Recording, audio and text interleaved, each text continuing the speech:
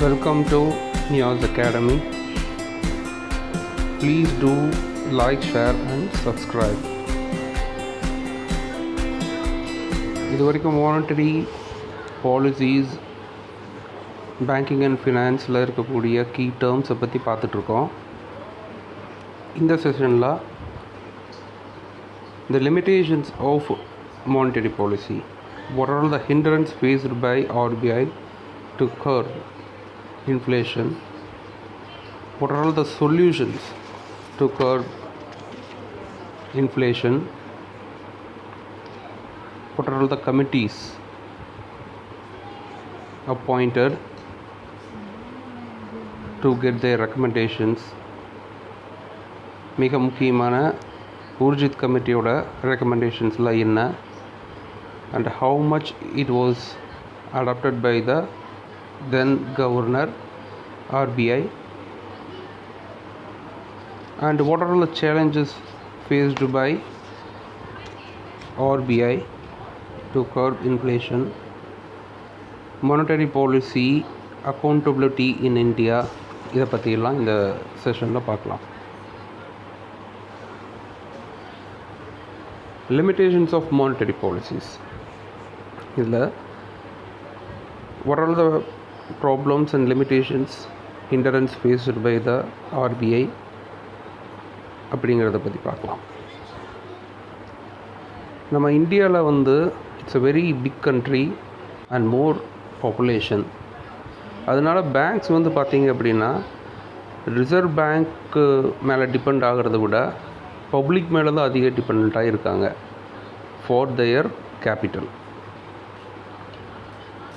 Indians நார்மலாகவே பார்த்தீங்க அப்படின்னம்னா வெரி கன்சர்வேட்டிவ் இன் நேச்சர். அவங்க ஏர்னிங்கை ரொம்ப சேஃபாக இன்வெஸ்ட் பண்ண தான் பார்ப்பாங்க. So they prefer banks for their investment because it is safe and time bound interest அவங்களுக்கு கிடச்சிரும். ஈவன் குவார்ட்டர்லி, ஆஃபர்லி, மந்த்லி ரிட்டர்ன்ஸ் எல்லாம் அவங்களுக்கு கிடைக்கிறதுனால சேஃப் அப்படின்னு ஃபீல் பண்ணி கம்மி இன்ட்ரெஸ்ட்டாக இருந்தாலும் அதிக லாபம் கிடைக்காட்டியும் சேஃபாக இன்வெஸ்ட் பண்ணுறதுல தான் குறியாக இருப்பாங்க. But in case of USA citizens, they are not much conservative and they are very aggressive investors. நம்மள மாதிரி சாஃப்டான இன்வெஸ்டர்ஸ் கிடையாது, ரொம்ப aggressive investors. They want much return for their money. So those USA citizens and Western peoples, they used to invest in other aggressive market like share capital, securities, shares, mutual funds. இந்த மாதிரி இதில் தான் அவங்க invest பண்ணுவாங்க. So the banks have to depend on their central banks. So ஒரு monetary policy அந்த RBI bank, அதாவது அவங்களோட சென்ட்ரல் பேங்க் அடாப்ட் பண்ணும்போது அதுக்குரிய ரிசல்ட்ஸ் ஈஸியாக இருக்கும். when they are increasing or reducing the repo rates அல்லது ரிவர்ஸ் repo rates அப்படின்னா, அல்லது CRR, SLR இதெல்லாம் அவங்க அட்ஜஸ்ட் பண்ணுறாங்க இல்லை சேஞ்ச் பண்ணுறாங்கன்னா அதோட ஃபீட்பேக் உடனே கிடச்சிரும். பட் இன் இந்தியா அப்படி கிடைக்காது. ஏன்னா there are many other reasons also. ஏன்னா most of the time bank they are dependent on public. Monetary policies adopt பண்ணுற RBI கிட்ட அதிகமாக they are not dependent for money. இதுதான் மிக முக்கியமான ரீசன். நம்மளோட மானிட்டரி பாலிசி நம்ம அடாப்ட் பண்ணும்போது சரிவர அதோட ஃபீட்பேக்ஸ் கிடைக்காது. அண்ட் ஆல்சோ நிறைய பணம் அன்ஆர்கனைஸ்டு மணி லெண்டர்ஸ் மூலமாக கிடைக்கிது. Like local chit funds, meter வட்டி, கந்து வட்டி, கிராமங்களுக்கு வீடுகளுக்கு 4 பேர் 5 பேர் சேர்ந்துக்கிட்டு சிட் ஃபண்ட்ஸ் நடத்துகிறது, பான் லோன்ஸு, அன்ஆத்தரைஸ்ட் பான் லோன்ஸ். இந்த மாதிரி இருக்கிறனால இந்த மானிட்டரி பாலிசிஸ்லாம் நம்ம சரிவர அப்சர்வ் பண்ண முடியறதில்ல. ப்ரியாரிட்டி செக்டார் லோன்ஸ் வந்து ஆர்பிஐ கவர்மெண்ட் கொண்டு வர ட்ரை பண்ணாலும் அவங்க வந்து பேங்க்கிட்ட வாங்கினா தான் அந்த ப்ரியாரிட்டி செக்டார்ஸ் மூலமாக கிடைக்கக்கூடிய லோன், போதுமான லோன் அந்த ப்ரியாரிட்டி செக்டாருக்கு போய் சேரும். பட் அந்த priority sectors people like agriculturist, சிறு விவசாயிகள், இவங்கெல்லாம் என்ன பண்ணுவாங்க, ரூரல் மார்க்கெட்டில் இருக்கக்கூடிய அந்த கந்துவட்டி முதலாளிகிட்ட, அன்ஆர்கனைஸ் வந்து சிட் ஃபண்ட்ஸு, இவங்ககிட்ட தான் போய் நிற்பாங்க. So the big limitation is this. சரி வர நம்மளோட மானிட்டரி பாலிசிஸ் வந்து மக்களை ரீச் ஆகிறது கிடையாது. And India is a monsoon based country. ஒரு ஃப்ளட்டு, ஒரு ட்ரவுட்டு அந்த சீசனோட விவசாயத்தையே முடிச்சிடும். நம்ம எதிர்பார்க்குற சப்ளை வந்து இல்லாமல் போயிடும். And it creates a demand, அது which induce inflation. And crude oil price வந்து ஒரு ஸ்டேபிளாக இருக்கிறது இல்லை. Though it is not in our hand. இது நம்ம எக்கானமியை ரொம்ப சிவியராக அஃபெக்ட் பண்ணும். Instability in crude oil will affect the Indian market heavily. $100 இருந்த பேரல் வந்து இப்போ நோவ் இட் இஸ் $35 அரௌண்ட் இருக்குது. ஸோ இந்த heavy fluctuation it severely affects the Indian market. Petrol விலை ஏற ஏற ஒவ்வொரு கமாடிட்டிஸோட ப்ரைஸும் இன்க்ரீஸ் ஆகும். So it creates a demand and it creates inflation. And physical deficits is another one big reason. நிறைய சப்சிடிஸ் கொடுக்குறாங்க. It also affects inflation.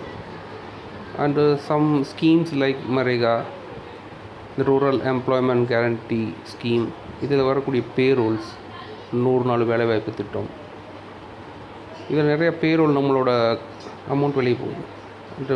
The big thing is இது ஒரு அசட் பில்டிங்காக கிடையாது. இந்த மரேகா ஸ்கீம் பார்த்தீங்க அப்படின்னா, though it guarantees employment to the public, to the rural Poor's, but எதிர்பார்த்த அளவுக்கு இது அசட்ஸை க்ரியேட் பண்ணுறது இல்லை.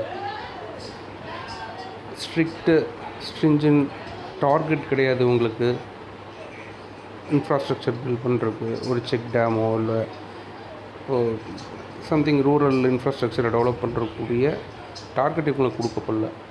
ஜஸ்ட் ஒரு கேரண்டியாக தான் இருக்குது, எம்ப்ளாய்மெண்ட் கேரண்டியாக தான் அந்த ஸ்கீம் இருக்குது. ஸோ இந்த மாதிரியான ஸ்கீம் வந்து it absorb sucks much money which leads to fiscal deficit. So what would be the solution to tackle these limitations? இதுக்காக ஆர்பிஐ வந்து 3 இம்பார்ட்டண்டான கமிட்டிஸ் வந்து அப்பாயிண்ட் பண்ணாங்க. அதில் வந்து 2013 அப்பாயிண்ட் பண்ணப்பட்ட இந்த ஊர்ஜித் கமிட்டியோட ரெக்கமெண்டேஷன்ஸ் ரொம்ப முக்கியமானது. Vimal Jadhav committee Bandhan bank, IDFC bank எஸ்டாப்ளிஷ்மெண்ட்டுக்கு ரெக்கமெண்ட் பண்ணாங்க. நியூ பேங்க் லைசன்ஸ்க்கு ரெக்கமெண்ட் பண்ணாங்க. இந்த நாச்சிமோர் கமிட்டிஸ் வந்து ஃபினான்ஷியல் இன்க்ளூஷன்ஸ், அதாவது most of the rural peoples they are not depending on banks.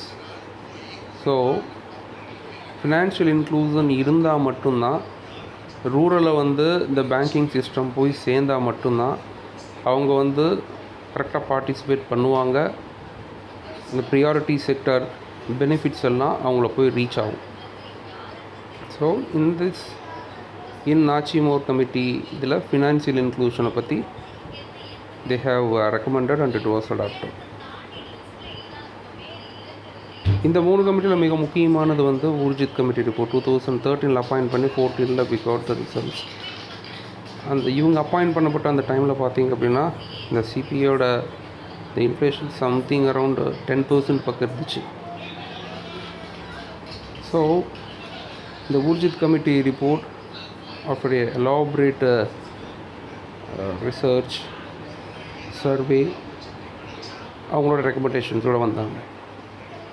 அதில் மிக முக்கியமான ரெக்கமெண்டேஷன்ஸ் என்னென்னு பார்த்தா, RBI would have monetary policy framework, it is necessary அப்படிங்கிறாங்க. The strengthen monetary policies by 2016 வந்து இவங்களோட சொன்ன டார்கெட் பார்த்திங்கன்னா 2% வரைக்கும் கொண்டு வரணும். 2013 அந்த 10%லேருந்து 2% கொண்டு வரணும் சிபிஐயை அப்படிங்கிறது தான் அவங்களோட டார்கெட்டு.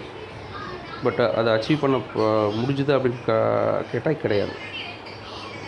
சம்திங் அரவுண்ட் 6% வரைக்கும் வந்துச்சு 2016. அண்ட் அவங்களோட கமிட்டி ரிப்போர்ட்லேயே வந்து கவர்மெண்ட் ஷுட் ஹெல்ப் ஆர்பிஐ அப்படின்னு சொல்லி சொன்னாங்க. கவர்மெண்ட் எப்படியெல்லாம் ஹெல்ப் பண்ணணும் அப்படின்னா, சப்சிடிஸ் எல்லாம் வந்து கம்மி பண்ணணும். அண்டு அவங்க அட்மினிஸ்ட்ரேட்டிவ் காஸ்ட் வந்து கம்மி பண்ணணும். ப்ரைவை கட் பண்ணுறக்கு, பிளாக் மணியை திருப்பி கொண்டு வர்றதுக்கு. And they should not torture the RBI to reduce the repo rates. இந்த மாதிரி தே ஷுட் கோஆப்ரேட் அப்படின்னு அவங்களோட ரெக்கமெண்டேஷன்ஸில் கொடுத்துருந்தாங்க. And RBI should be fixed for accountability அப்படின்னு சொல்கிறாங்க. அது என்ன அப்படிங்கிறத இந்த கம்மிங் வீடியோஸில் பார்க்கலாம், கம்மிங் ஸ்லைட்ஸில். ஸோ இந்த கமிட்டி ரிப்போர்ட்ஸ் எல்லாம் வச்சுக்கிட்டு அன்டில் நவ் என்ன நடந்துகிட்ருக்கு அண்ட் ஊர்ஜித் கமிட்டி ரிப்போர்ட்டில் என்ன சொல்கிறாங்க அப்படிங்கிறத பார்க்கலாம். அன்டில் நவ் WPI பேஸ்டு இண்டெக்ஸை தான் நம்ம எடுத்துக்கிட்டு we were calculating the inflation. But Urjit committee ரிப்போர்ட்டில் வந்து அந்த சிபிஐ பேஸ்டாக இருக்கணும் அப்படிங்கிறாங்க. And all including the rural and இண்டெக்ஸை எடுத்து பண்ணணும். ஏன்னா அந்த பேஸ்கெட்டில் it includes the rural agriculture and everything.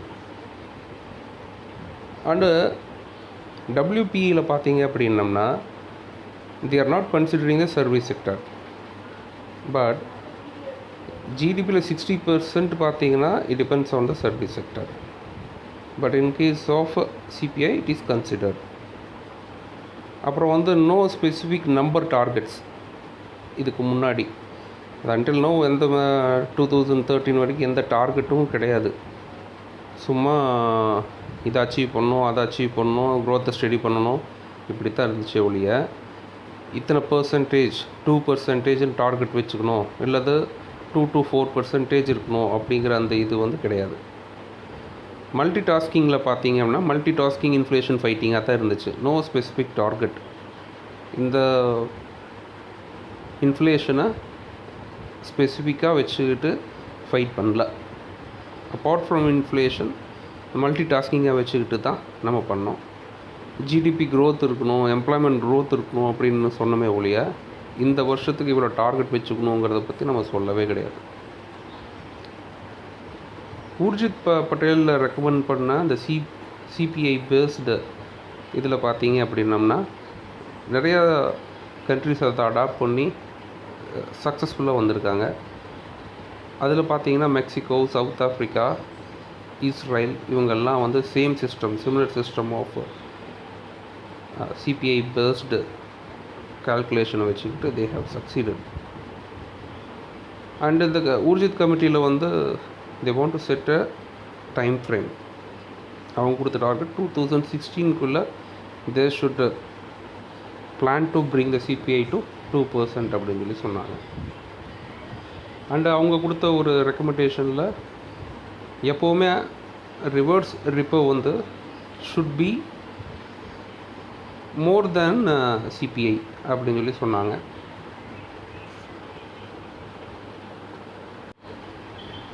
And they recommended for a monetary policy committee. ஒரு மானிட்டரி பாலிசி கமிட்டி இருக்கணும் அப்படின்னு சொல்லி சொன்னாங்க. ஆர்பிஐயும் அதை அக்செப்ட் பண்ணிக்கிச்சு. ஊர்ஜித் கமிட்டி ரிப்போர்ட்டை வந்து அக்செப்ட் பண்ணிக்கிச்சு. அப்போ அந்த டைமில் இருந்த ரகுராம் ராஜன் வந்து ஐ அக்செப்ட், பட் அதில் எனக்கு நிறைய சேலஞ்சஸ்லாம் இருக்குது அப்படின்னு சொல்லி சொல்லியிருந்தார். என்ன சேலஞ்சஸ் அப்படின்னு பார்த்தா, எல்லினோ அந்த டைமில் ஒரு மிக முக்கியமான ஒரு ஃபேக்டர், இந்த கிளைமேட் சேஞ்ச், இந்த சென்ட்ரல் பசிபிக்கில் ஏற்படக்கூடிய ஃப்ளக்சுவேஷன், அது வந்து குளோபல் அக்ரிகல்ச்சரை, குளோபல் எக்கானமியை சிவியராக பாதிச்சுது. It's a global phenomena. One side receives heavy rain and another side receives severe drought. So அது ஹெவியாக வந்து அதுலேருந்து தவிர்க்க முடியாது, ஜியோலாஜிக்கல் ஃபேக்டர்லேருந்து நம்ம தப்பிக்க முடியாது. ஸோ அது எனக்கு ஒரு பெரிய சேலஞ்ச் அப்படின்னாரு. நம்ம இதில் என்னதுன்னா, இந்த எல்னினோ ஃபேக்டர்னால பெரிய ட்ரவுட் ஏற்பட்டு அக்ரிகல்ச்சர் சரிஞ்சிடும். ஜியோபொலிட்டிக்கல் இஷ்யூஸ் இன் உக்ரைன், அந்த சமயங்கள் இருந்தது அரப் ஸ்ப்ரிங் ரெவல்யூஷன்ஸ், இதெல்லாம் is a very big challenge. Government subsidies, மரேகா payroll and non performing assets, இதெல்லாம் ஒரு பெரிய சேலஞ்சாக ரகுராம் ராஜனுக்கு அப்போ இருந்துச்சு. But they tried to implement. Raghuram Rajan, he put in full effort. அப்படி பண்ணியும் நம்மளால் 6% தான் அச்சீவ் பண்ண முடிஞ்சுது. But it was some 10% by 2013. he tried 4% கம்மி பண்ணார். பட் தட் டார்கெட் கொடுத்த அந்த 2 to 4% கொண்டு வர முடியல. The CPI came down, but RR was not reduced at all. 6% கம்மியாக இருந்தாலும் ரகுராம் ராஜன் வந்து ரெப்போ ரேஷியோ கம்மி பண்ணவே இல்லை. ஏன் கம்மி பண்ணல அப்படின்னா, அவர் சொன்ன இது என்னென்னா, இப்போ கீழே இறங்கி வந்துட்டுருக்கு, நம்ம திருப்பி ரெப்போ ரேட்ஸை கம்மி பண்ணால் மறுபடியும் மேலே போயிடும். இது கொஞ்ச நாள் இருந்து ஒரு மொமெண்டத்தை கேதர் பண்ணிவிட்டு கன்சால்டேட் ஆகட்டும், ஸ்டேபிள் ஆகட்டும், அதுக்கப்புறம் ஆர்ஆரை கம்மி பண்ணுறேன் அப்படின்னாரு. அவர் இருக்கிற வரைக்கும் கம்மி பண்ணவே இல்லை. அருண்ஜேட்லி ஓப்பன் ஸ்பீச்லேயே அவரை பயங்கரமாக விமர்சித்தார். பட் ஒரு ஹீரோ மேகசின் வந்து the best governor in the world அப்படின்ட்டு ரகுராம் ராஜனுக்கு அவங்களோட மேகசினில் ஒரு அவார்டும் கொடுத்தாங்க. பட் என்ன தான் கிரிட்டிசிசம் இருந்தாலும் ரகுராம் ராஜனோட action still it is helping. அவர் கொண்டு வந்த ரீஃபார்ம்ஸ் எல்லாமே ரொம்ப ஹெல்ப்ஃபுல்லாக இருக்குப்பா. Monetary policy accountability by RBI Act, governor is accountable to the government, is answerable to the government. மற்ற கண்ட்ரியில் இருக்கிற மாதிரி இவர் வந்து இண்டிபெண்ட்டாக இங்கே செயல்பட முடியாது. Government can give directives also on public interest. மக்களோட நன்மைக்காக கவர்மெண்ட்டை RBI வற்புறுத்த முடியும், ரிப்போ ரேட்டை கம்மி பண்ணுங்க அப்படின்ட்டு. பட் இவ்வளோ ரேட்டுக்கு பண்ணுங்கள், அவ்வளோ ரேட்டுக்கு பண்ணுங்கலாம் சொல்ல முடியாது. கம்மி பண்ணுங்க அப்படின்னா they can put an obligation or sometimes direct also. Governor வந்து is answerable to the parliament standing committee. அவங்க நிறையா கொஸ்டின்ஸ் ரைஸ் பண்ணுவாங்க. பிளாக் மணிக்காக நீங்கள் என்ன ஆக்ஷன் எடுத்தீங்க, ஃபால்ஸ் கரன்சி, இந்த கவுண்டர்ஃபிட் கரன்சிஸ்க்கு அதை கர்வ் பண்ணுறதுக்கு என்ன ஆக்ஷன் எடுத்தீங்க அப்படிங்கிறத அவங்க கொஸ்டின் பண்ணிகிட்டே இருப்பாங்க.